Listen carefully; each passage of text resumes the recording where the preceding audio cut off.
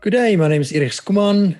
It's lucky to be with you. I'm from Matters of the Soul. This is a question and answer video. So I am answering a few questions on the recent broadcasts on boundaries, and I'm going to answer questions from two videos. So the first one is the boundaries and introduction video that I broadcast on the 7th of June, 2021. There's a question from Lobohang Ndlovu. Boundaries and compromise, how do you keep the two to maintain harmony? Lebo, that is a very good question. And I think that's one of the things that people struggle with most often is that they struggle to maintain harmony. They actually think that they should have boundaries all the time, and now they shouldn't compromise. Or if they are compromising, then they're actually, or if they're saying yes, then they're actually compromising on their boundaries. I think the idea here is that you maintain control of your behavior and your choices. If you look at boundaries as a wall or a fence with a gate in, what you do is you allow people inside your boundary when you feel safe and you feel free. So then you open the gate and you allow people into your property. But if you don't want them into your property, you close the gate and you keep them out as much as possible. Some people do jump over the fence, and then you go to higher authorities. Meaning, if you want to say no, you say no. But if you really want to say yes, and you want to open the boundary to let it be a permeable boundary, so you have a boundary that people can access when they want to. And so you let go of your boundary. For instance, you give money to certain charities, and then that's within your choice. So that's where it is a compromise. So it is maintaining the choice with your boundary. So it is when you are forced to do something against your will, that is then outside your boundary. Somebody is forcing you, but it is always to maintain the choice and therefore the responsibility, if that answers your question. So the harmony lies in you controlling that choice. It's not you, you're willingly, knowingly compromising your own boundary or deciding, I am saying yes, and that's equal to a generous giver, somebody that gives because they want to give. Okay, if that makes sense. The second question is from Gennie Laubsher.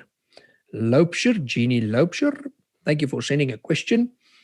She said, emotional boundaries are a concern to me, still wanting to make a difference, but realizing kids moved on, although they enjoy plugging in when they want to. We lost focus of our own relationship and life. And that's actually a comment, but I want to just add something there. What she's saying is about emotional boundaries with children who have moved out of the house. Now, I'm going to look at boundaries in families soon. So this is maybe a question that's applicable to that video.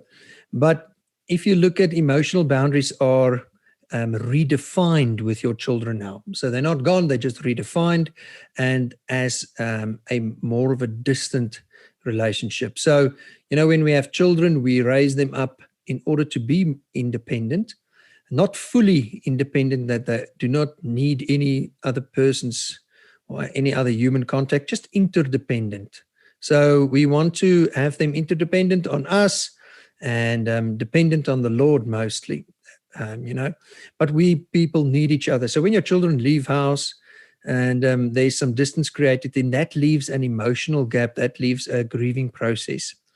And I think what you're saying is that you've lost focus on your relationship and life, and that is a big statement.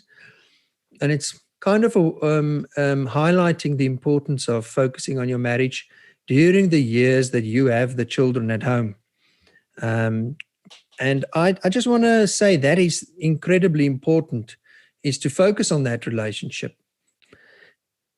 Yes, so what we want to say is that if you are at that place, then that just gives you a renewed chance to now focus on your marriage and to run with your marriage to the Lord. So it means that you now go to your partner and you communicate your need and you say, you realize this is what's happened. You experiencing on the loss on the one end of the children, The relationships are redefined. It's great that they come and go. That means you've had a successful successful period of raising your children, because they don't just want to cling to you. They actually go out, and they've also not left home totally, like they are rejecting you. So there is a nice balance. So it's about maintaining that contact and maintaining a stance of involvement in their lives, but now refocusing on that relationship with your husband much more in depth, so that that relationship can now grow. It's also a time of prayer, and to be honest with your husband and say, we have lost focus on the relationship.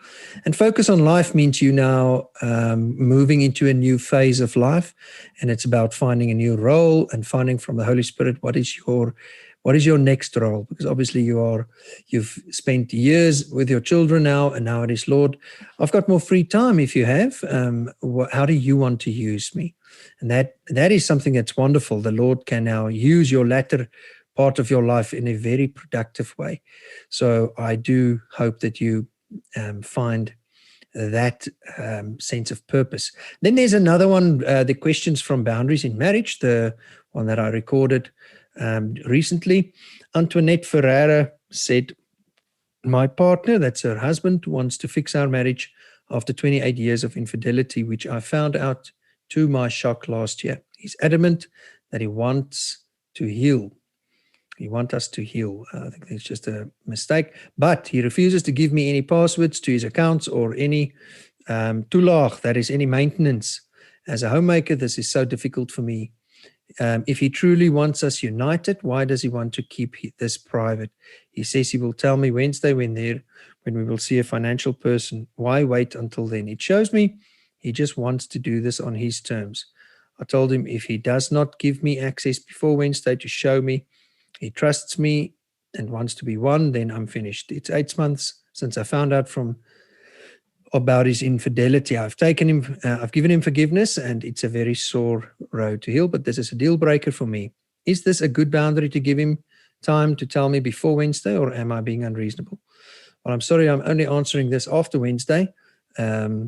So this is a very strict boundary that you're laying down, indeed. Yet this is a very serious situation. Infidelity is the greatest form of breaking trust in a relationship. And if he's adamant to heal, then he needs to also adhere to what you ask him. You need to be healed. And openness and honesty, as I said, as part of boundaries, that's a crucial part of boundaries, and it's a crucial part of building trust. We can't build trust if there's not openness. And the one question you always ask is, the first question is, what was my share in this problem? And I need to be open to that, to inputs, because an affair does point to relationship difficulties between you and your husband. I'm thinking of the Paul Newman's quote where he said, they asked him, why almost 50 years that you've been married to the same lady and you're surrounded by beautiful women every day, and why haven't you cheated on her? And he said, why would I go out for a hamburger if I have steak at home? Just pointing to the richness of the relationship. And I think that is something where we can question that, and not saying it's all your fault. I'm just saying take an honest look, and it's very painful, this. He did make a huge mistake. It is a deal breaker. That is the one exception the Lord also gives us when there's infidelity, because it's a huge trust breaker. And then for you to decide, look, what I'm going to do is I'm going to sit with my husband and say, these are the boundaries, the limits that I need. These are the things that I need. I need access to your things, and if it's a financial, like the financial accounts where he wants you want passwords to his accounts and all those things, what you then need to do is, I think it's a good thing if you sit around a table and you get together and decide on what would be a win-win for both of you. With regards to financial accounts, that's maybe a little bit different than what you would say social media or access to your phone to see if there's any relationship outside of this marriage. And I think that is a little bit more complex. It is indeed a very strong boundary. So it depends also on what the rest of his attitude is. If he really wants to heal and he does want to give you access to his phone, to his computer for you to see, but access to bank accounts, those things need to be addressed and negotiated between the two of you, because there's depends on whose account it is, for what purpose. So those are a little bit different from just the relationship. And that's a financial boundary that we also want to just address from his side. So it's a bit complex, but it is about hearing each other and respecting. And if he really wants to heal this, he will at least give you some form of access to his social media and his phone, so that you can, whenever you have uncertainty, you can check. But what I suggest for you is that it shouldn't be a measure of control and blame, and to say, yes, I'm not going to check up on you, because then that goes away from a healthy relationship. It should be where you are just, because you are obviously very much shocked and you're hurt. So just where you can just alleviate some fears and uncertainty sometimes. But you also need to set a time limit to that. Building trust after infidelity is a long process, and a long process that involves very much a lot of honesty and negotiated honest boundaries from your side to say what you need. And there you should try to be reasonable, but also be honest. For instance, if he's moving around and he does not want to tell you where he is, what he's doing, why, that can bring a lot of distrust with you again. But if you continue to check up on him, that can also become control. So in the end, the relationship is all about trust. So if you are going to rebuild the relationship, I would rather go into a therapeutic process where you're working together, and it can take months. It can even take a year and a half or whatever, until a lot of your questions are answered and you've figured out why this relationship deteriorated to that place. And so you can work at it from the roots up, if that makes sense. Jonita Kleinsmith said, I'm a control freak and super extrovert and open with my emotions and work with human lifestyle problems, whereas my husband is totally submissive. I need him to open up more to me. How can we achieve this? I think there we have the differences in temperament and in personal style, interpersonal style, that she's very much open and upfront and transparent, and he's much more reserved. And she used the word submissive. I don't know if you are referring to him being submissive to you in decision making, or whether you're referring to him being quiet and withdrawn and more of a reserved person. I take it as the second one, so I'm going to answer it from that point of view. So what you said is, I need him to be more open to me. How can I achieve this, and how can we achieve this? If you want him to be more open to you, the first thing is, when you have recognized that need of yours, then you communicate that need to him. But I like to communicate that need. I package the message in a positive way, and I express to him that I love you, I miss you. It's nice for me to spend time with you, and I realize that I can be a very much expressive. And it would be lovely for me if you could express back, and if you could talk back to me, and if I could hear from you what you are thinking and feeling.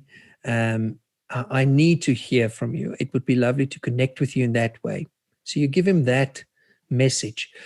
It usually lands very gently, and it is easy to absorb. What you then need to keep in mind is just, why does he sometimes keep distant? Am I a little bit too much? Am I too loud? Do I interrupt him?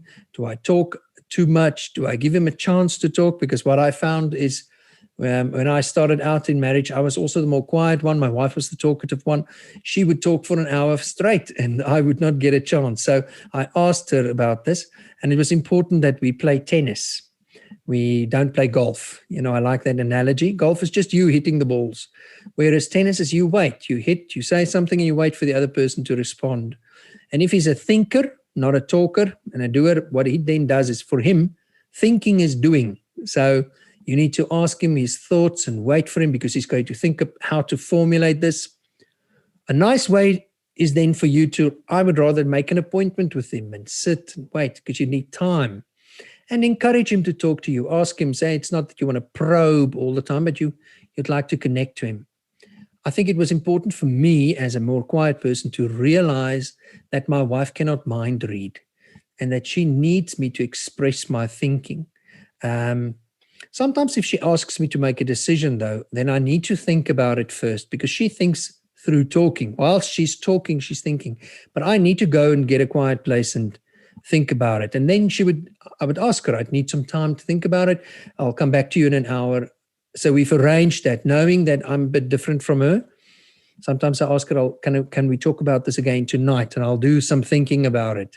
So I'll be active in considering what she's asked me, and she gives me that space. And that works wonderfully. Then we get back together again, because if you don't do that, make an appointment to get back together, then he will think about it for a week, So rather make that appointment. If he feels pressurized by that, just express to him, I want to give you some time, but I also want to structure it just to make sure we do address this. I don't want to unnecessarily pressurize you too much, but I need to put some pressure so that I can get an answer from you. And that's where it's so welcome and always so good to, when you do personality assessments, that you can see the differences between the two of you, how you think and how you feel, how you process information. Yeah, that makes sense, doesn't it? Deone Grobler asked a question on boundaries. What she said is, how you choose to treat people or another person, regardless of how they treat you. Sacrificial love, does it mean you leave what you think you need and want because God ultimately provides for you, and you consider the other person more? What type of consequences can you establish? She asked two questions. So the first one is, does sacrificial love now mean you sacrifice all of your own needs for the sake of the other person, and the other person now just gets and you give? No, it doesn't. Even if you look at our relationship with God, God gives sacrificially. He gives Christ. He gives him to us freely. But then we also need to respond, and we respond with faith and we trust. And then he asks us to willingly lay down our lives, not forcibly, but he asks us to give our lives to him. So Christ says, if you want to follow me, if you want to become my disciple, you need to lay down your life. Romans 12 says, I urge you, I plead with you to give yourselves to God as a living sacrifice, meaning you give yourself. And then Paul talks about being a bond servant, a willing slave, not a forced slave, a willing slave. So you are saved by grace through faith, but then you become a disciple by choice.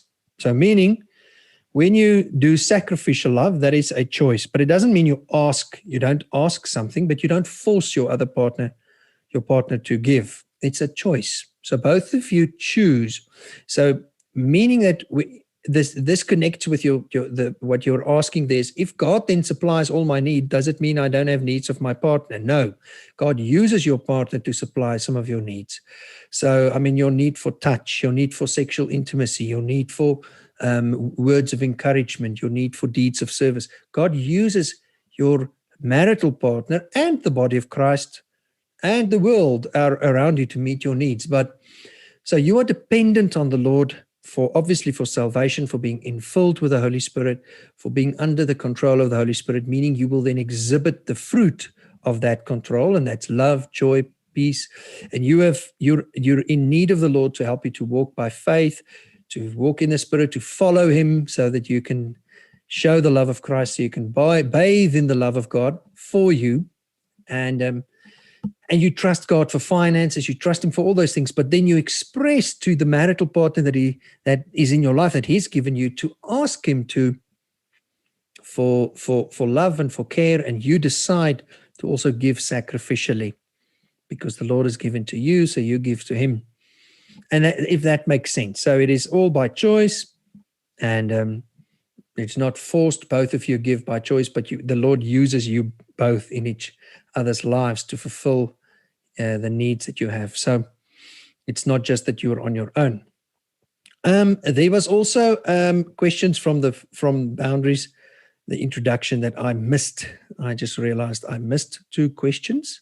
So I'm just going to address those. Jacqueline Booysen said, very interesting that one can have different boundaries in different areas of your life. Indeed, makes complete sense. Boundaries also differ according to different cultures. Certain boundaries can then easily offend, even if such aren't intended to offend.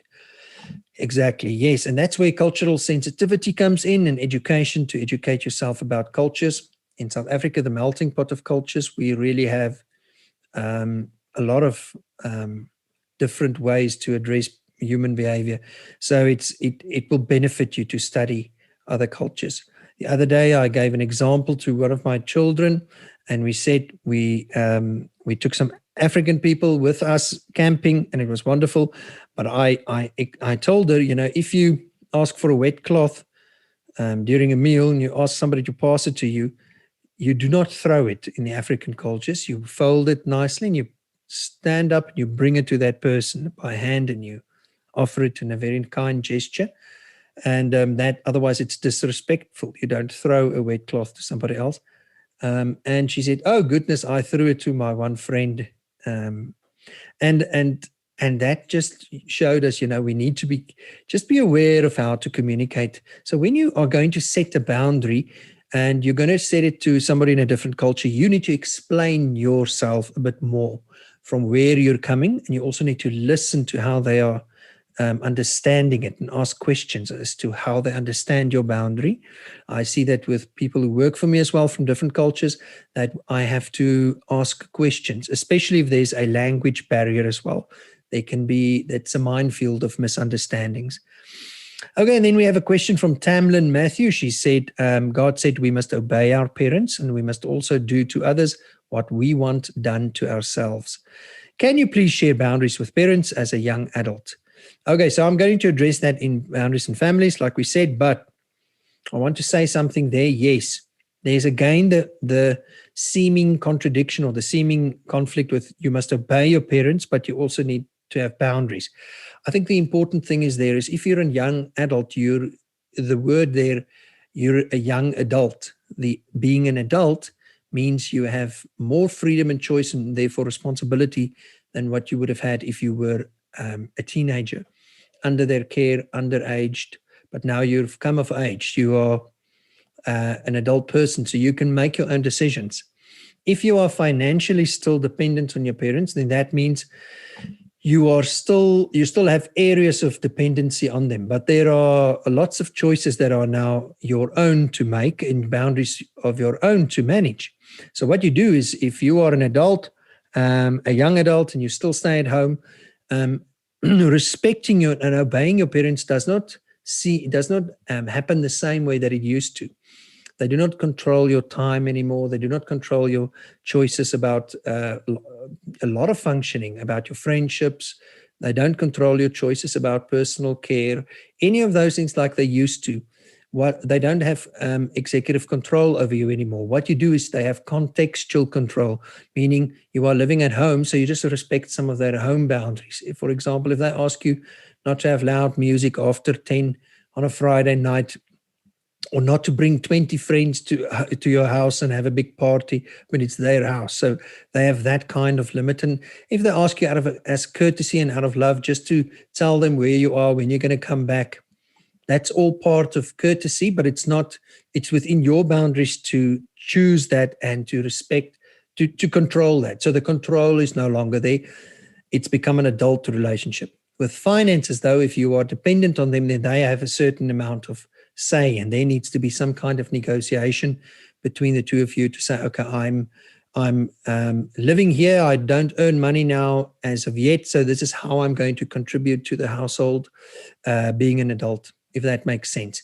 So there has been a change in your role, and we call it the definition of the relationship has changed. It's no longer they are adult parents. You are a child. You are now an adult child, meaning the relationship has totally changed.